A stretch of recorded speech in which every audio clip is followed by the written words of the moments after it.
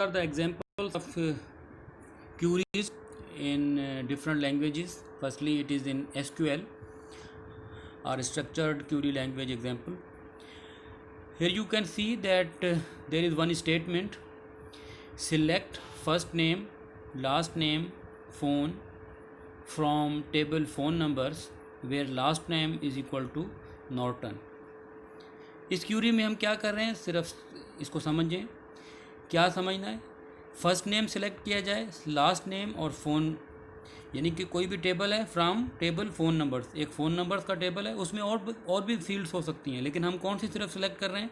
First name, last name and phone where last name is equal to Norton.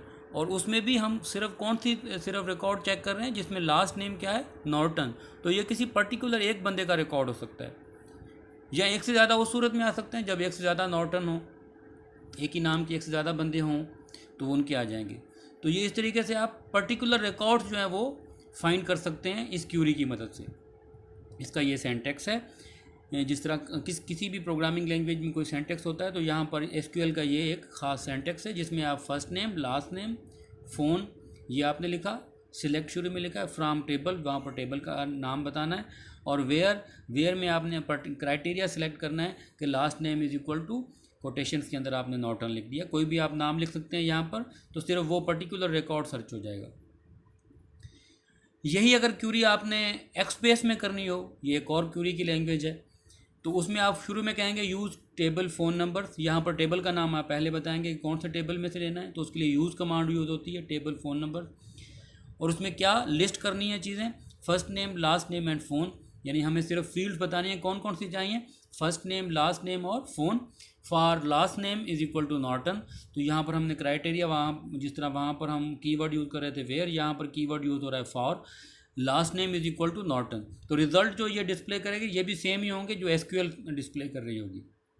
तो ये Curie की एक example है जिसके थ्रू आप पर्टिकुलर रिकॉर्ड्स चेक कर सकते हैं, बजाय कि ये पूरा टेबल आप देखें। अगर आपने कोई ख़ास रिकॉर्ड चेक करना है तो वो आप ना सिर्फ चेक कर सकते हैं बल्कि उसको मॉडिफाई भी कर सकते हैं, डिलीट भी कर सकते हैं, जैसा कि हमने पीछे देखा है कि इस क्यूरी लैंग्वेजेस के थ्रू आप रिकॉर्ड्स को व्यू भी कर सकते हैं, डिफ़ाइन कर सकते हैं, मॉडिफाई कर सकते हैं, उनको डिलीट भी कर सकते हैं। So the other topic is working with databases is generating the reports. Reports किस तरह जनरेट करवाई जाए? Printed information extracted from a database. Reports के थ्रू क्या होता है कि आप इंफॉर्मेशन, प्रिंटेड इन्फॉर्मेशन डेटाबेस से एक्सट्रैक्ट की जाती है। वो रिपोर्ट्स आपको क्या बताती हैं?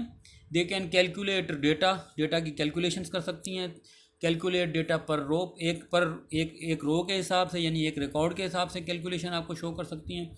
Calculation for entire data table can be shown, एक पूरे टेबल के लिए कैलकुलेशन भी शो करवाई जा सकती है। एक पूरे टेबल के अंदर जो टोटल कैलकुलेशन है, फॉर एग्जांपल अगर आपने देखना है कि एक अकाउंट होल्डर जितने भी उनका टेबल है उसका बैलेंसेस चेक करने हैं, तो आप बता सकते हैं जितने भी अकाउंट होल्डर्स हैं इसके अंदर उनका जो टोटल बैलेंस या उनकी जितनी अमाउंट पड़ी है कितनी है, तो सारे के सारे अगर पूरे टेबल की आप करेंगे इसका मतलब पूरे अकाउंट होल्डर्स का आप बैलेंस चेक कर रहे हैं, तो आपको अमाउंट पता चल जाएगी।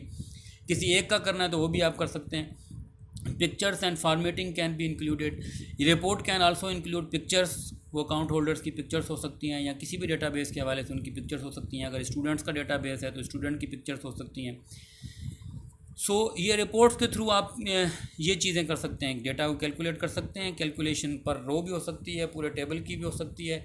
इसमें आप डेटा को एनालिसिस के लिए इस्तेमाल करते हैं। Reports can help you to understand the situation, किसी भी सिचुएशन को अंडरस्टैंड करने के लिए। फॉर एग्जांपल के बैलेंसेस कितने पड़े हुए हैं, हमारे पास कितनी अमाउंट पड़ी हुई है, एनालाइज करने के लिए डेटा को। And the top management can take decisions according to the reports. इन रिपोर्ट्स की मदद से टॉप मैनेजमेंट जो है वो डिसीशंस ले सकती है, रिपोर्ट्स की मदद से पूरे के डेटा बेस को एनालाइज कर सकती है ज़्यादा बेहतर तरीके से।